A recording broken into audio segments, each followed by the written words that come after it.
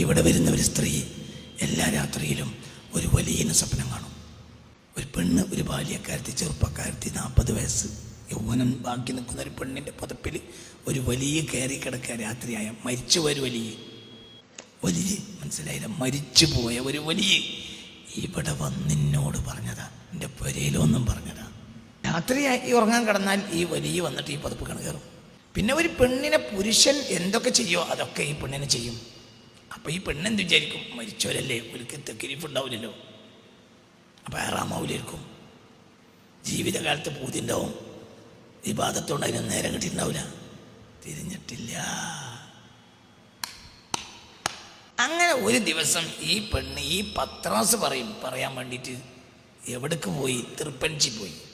ആ കൊടിമരത്തിൻ്റെ അപ്പുറത്തുള്ള ആ ബിൽഡിങ്ങിൻ്റെ സൈഡിൽ ഉസ്താദ് ഇരിക്കുന്ന സമയത്ത് അങ്ങോട്ട് പോയിട്ട് പറഞ്ഞു, എൻ്റെ അടുത്ത് ഇന്നാലില്ല മഹാൻ്റെ പേര് എനിക്കറിയാത്തതുകൊണ്ടല്ല, ഞങ്ങളോട് പറയാൻ പാടില്ല.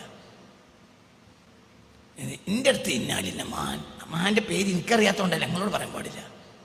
വരുന്നുണ്ട്, എല്ലാ രാത്രിയും വരും, എൻ്റെ പുതപ്പിലേക്ക് വരും എന്ന് പറഞ്ഞ് ചിരിച്ചുകൊണ്ട് സന്തോഷത്തിൽ. അപ്പോൾ ഈ സ്ത്രീ എന്നോട് പറഞ്ഞ, ഈ സ്ത്രീ ഇന്ന് കോഴിക്കോട് ജില്ലയിലുണ്ട്, മരിച്ചിട്ടില്ല.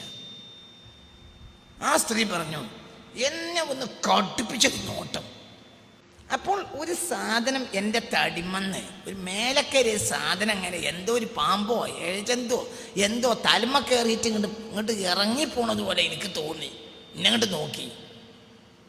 നാലിന ഒലിയപ്പാപ്പ എൻ്റെ അടുത്ത് രാത്രി വന്ന് എൻ്റെ ഒപ്പം കിടക്കലുണ്ട് എന്ന് പറഞ്ഞപ്പോൾ ഞാൻ ചിരിച്ചോണ്ടാ പറഞ്ഞത്, സന്തോഷത്തിൽ.